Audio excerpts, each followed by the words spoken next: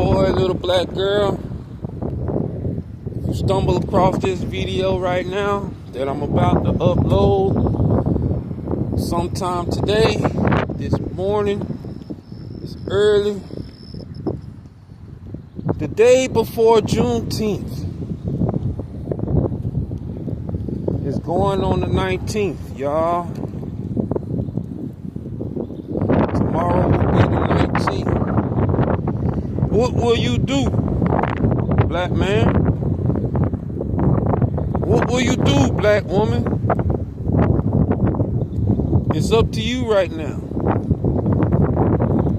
The world is at odds with each other. Businesses is closing down. Close. Alright? Not available. Out of service. You know what I'm saying? Close. This was something that I was manifesting in my spirit verbally on Facebook, on YouTube, on the streets. You know, when I was doing the street ministry thing, y'all know what street ministry is. When I was on the corners yelling out, the white man is the devil that the Bible speak about. And then they get, that's right. The whole Hebrew Israelite movement.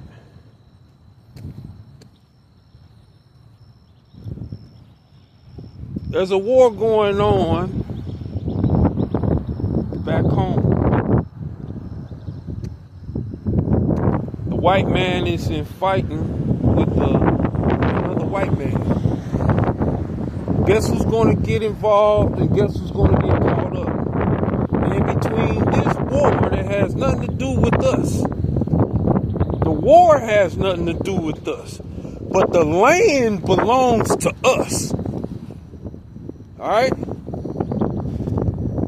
They're over there fighting. Can you imagine what it would be like for two people to come inside your house, take refuge, and then for some reason they end up fighting and destroying your house? You know what I'm saying? Your house gets destroyed by your two friends, so-called friends, or whatever. Now, we're not friends with the Jewish community at all. Them motherfuckers don't like us. Why? Because they are wolves in sheep clothing. They're not sheep. They are wolves in sheep's clothing. They are not sheep. Christ said, I came not except for the lost sheep of the house of Israel. Them motherfuckers ain't black. Them motherfuckers is white. How are they Hebrew Israelites? They want to paint everything white. They want to make Moses white. You got a white man walking around in the sub-Saharan desert all day long. No sunburn, no sunscreen. Come on, that don't make sense to me. That don't make sense to me at all.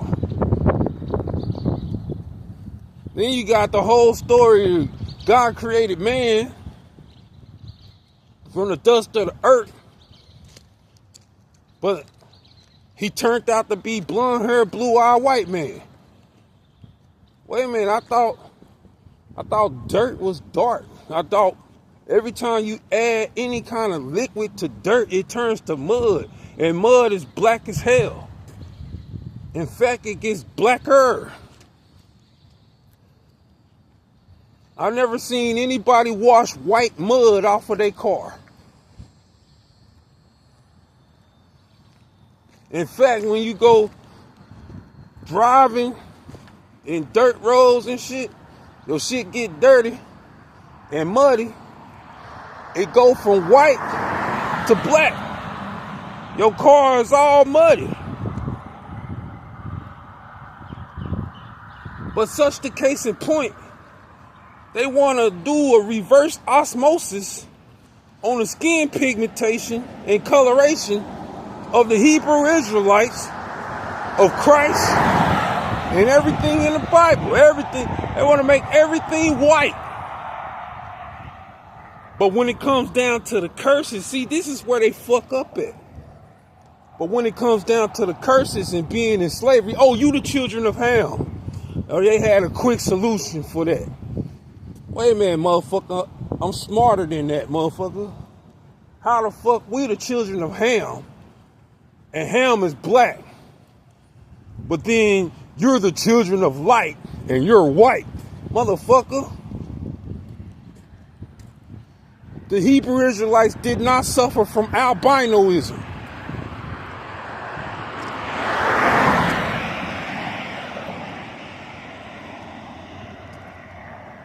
The only albinoism motherfucker that was out there was Esau, and everybody knew that shit.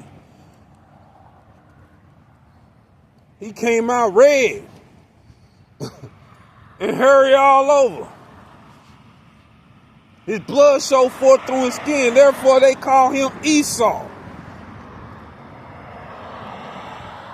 Esau went and killed Nimrod, quote unquote, call himself trying to take revenge because Nimrod tried to kill Abraham.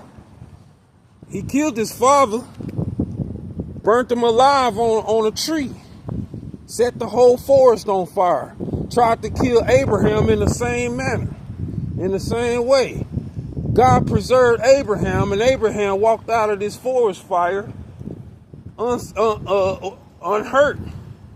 There was no way that Abraham was supposed to come out alive. And when he did, the whole world trembled and in fear. How can this man walk out of this forest fire? He wasn't supposed to make it out alive. Tied him to a tree and everything to make sure he can't move. Set the whole forest fire on fire around him.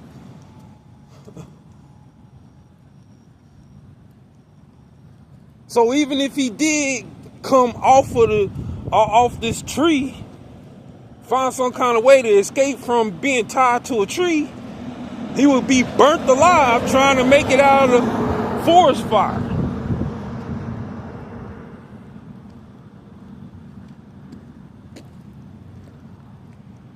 So they set the forest fire. They set it on fire for like 30 days, like a whole month. It was on fire. And as it was still burning, such time has passed, there's no way he can have survived. Everybody thought he was dead. But when Abraham came walking up out of there, that's when the nations fell into fear. See, they not afraid. They think it's funny what you go through. But they get afraid of what you come out of. You understand? Your enemies are afraid of what you come out of. You come out of that. So now they're afraid. You used to be a thief. You come out of that. Now they're afraid. He's going to start speaking the truth. He's not a liar anymore. He came out of that. He got a job. He don't have to steal. He ain't a thief no more. He came out of that. He's not an adulterer, going around sleeping with other men's wives anymore. He's more righteous now. He came out of that. That's called repentance in that case. But crossing over, coming out, which makes us Hebrew. That's why we're called Hebrews, because we crossed over. We came out of that situation. We overcame that. Your enemy is afraid of what you overcome. It's astonishing to them because they can't fathom in their mind how you overcame that situation. Is not logical. There is no logic. There is no reason. There is no explanation. There's no magical spell because they've seen lions devour many people many times, and their magicians can't change that. But they are astonished. They are afraid when they see Daniel come out of the lion's den after a whole week of being put in there.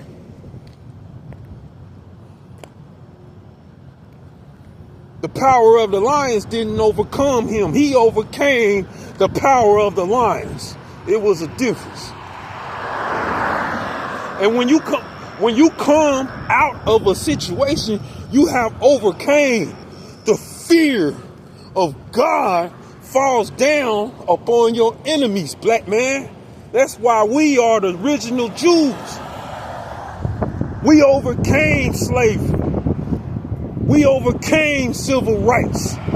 We overcame kumbaya. We overcame, motherfucker. We're here because we overcame. And now look, Israel is at war with all these surrounding nations. They did nothing but cause havoc. All they have done is cause terrible trouble. They don't bit more care about the Ark of the Covenant that's buried beneath the city than they care about what's going on in America right now. They don't care. That's not their city. Nothing of the history of Israel belongs to them. So why would they care? Because if it did belong to them and they really cared about Israel, they would be at peace with the nations that are around them to preserve their kingdom. But it's not their kingdom. It don't belong to them. They are a thief. They are a liar. They are the devil that the Bible speaks about. Therefore, they have no concern. They have no empathy. They have no compassion. They have no sympathy when the city is being hit with ballistic missiles coming from Iran. Coming from Iran, they don't even care about the surrounding cities around them. And their so-called Iron Dome is failing. In fact, that system has turned itself into a malfunctioning system. You mean to tell me your system of defending the city of David and the holy mountain of God is by shooting missiles down with using other explosive missiles? Well, how else are we supposed to defend ourselves?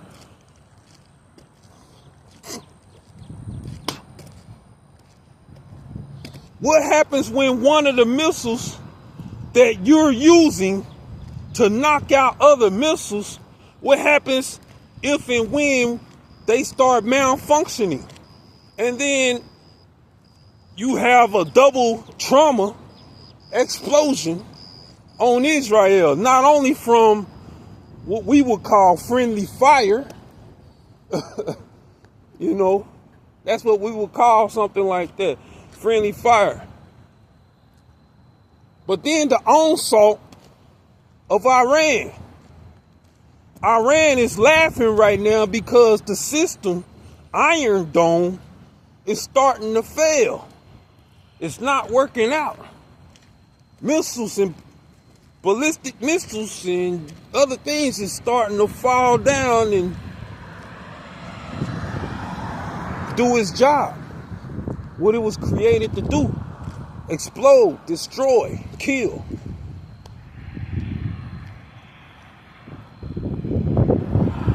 Now the U.S. is heavily involved. And good old Donald Trump. Now guess what? They want black folks to join hands with white folks to go way overseas in our homeland, mind you, so that we can fight to defend white folks against other white folks while they live in our cities and in our countries and in our kingdom and proclaim to be something that they're not.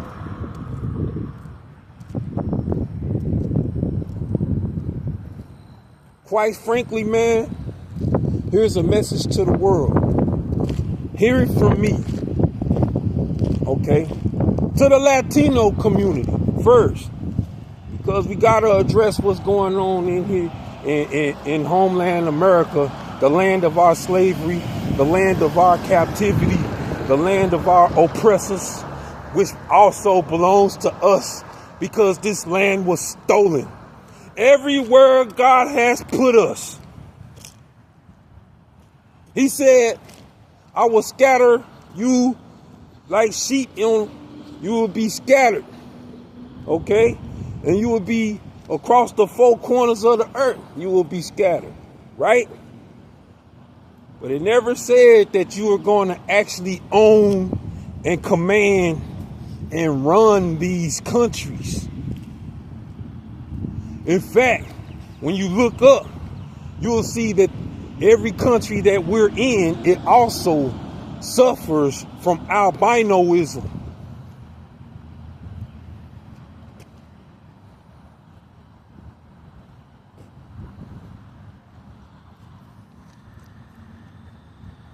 Let me show you how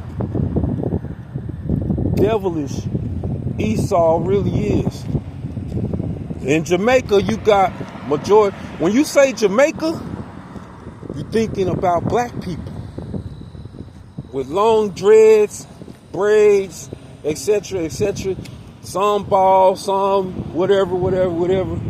But you're thinking about a dark chocolate brother and a dark chocolate sister and a lot of black children running around. Yeah, but that's on one side of the fence. On the other side of the fence, across the street, you got a bunch of white folks that claim to be Jamaican. Then you learn the history of Jamaica. How they was had to have a revolution to stop slavery. It's the same in Mexico. You go across the bridge, you go across the railroad tracks, you see nothing but black folks. You step across the street and then go next door to their neighbor, you see nothing but white folks. And you learn that the same thing that happened in America happened in Jamaica, happened in Mexico. So yeah, man, we are hated. Very much so. I'm gonna stop in here and get me some coffee, y'all. I didn't do it for the last couple of days.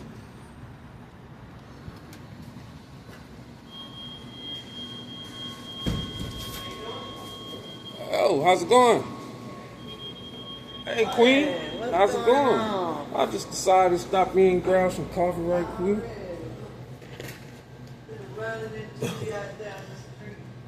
So I've been trying to get to work, and he got these daggone dogs that's over across the street. That's every day.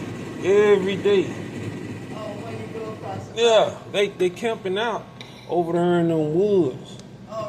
Yeah, that's what they done. They gonna keep going. I told them yesterday, like, y'all better find some place to move, cause the city gonna move you. And if the city move you, they taking your tent, they taking everything, and it's going in the trash. That's exactly what there ain't no living homeless on the streets no more. Texas is done with that. Sleeping on the bridges, all that. Nah, they ain't having that no more. They putting a stop to it, especially downtown. When you go downtown, it's real serious. So they cracking down on it big time. That's cold, right? Yeah, I know. I want that little chocolatey kind of coffee. What you call that? Mocha latte type of thing going on. Okay. Yeah. I'm like, cause I even stuck my finger up under there, that's really cold. Oh yeah.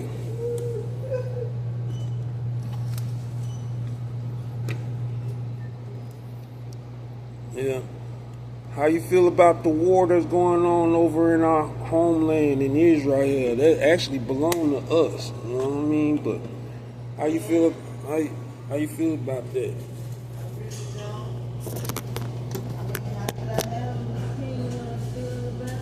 Yeah. We got some enough problems in here in America right now. We got a whole lot of problems going on with our situation. Now we got to worry about what's going on back home in Israel, where we originally came from.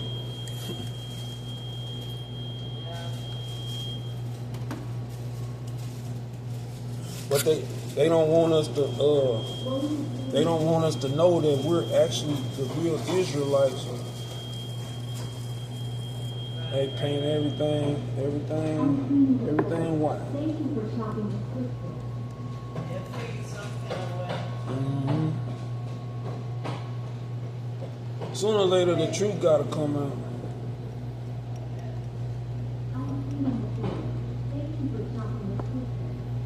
Got a robot that cleans the floor. If this ain't what was that cartoon, the Jetsons? I don't know what it is. Got a robot that does the cleaning.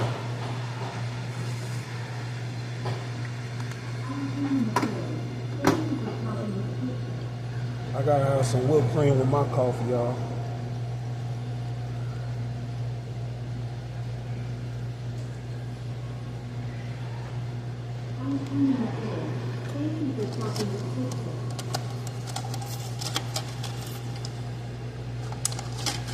Man, it's like can't win for losing. But I guarantee you, they want to destroy us. Got the whole machine going on. I'm gonna chat with y'all in a minute. Shalom.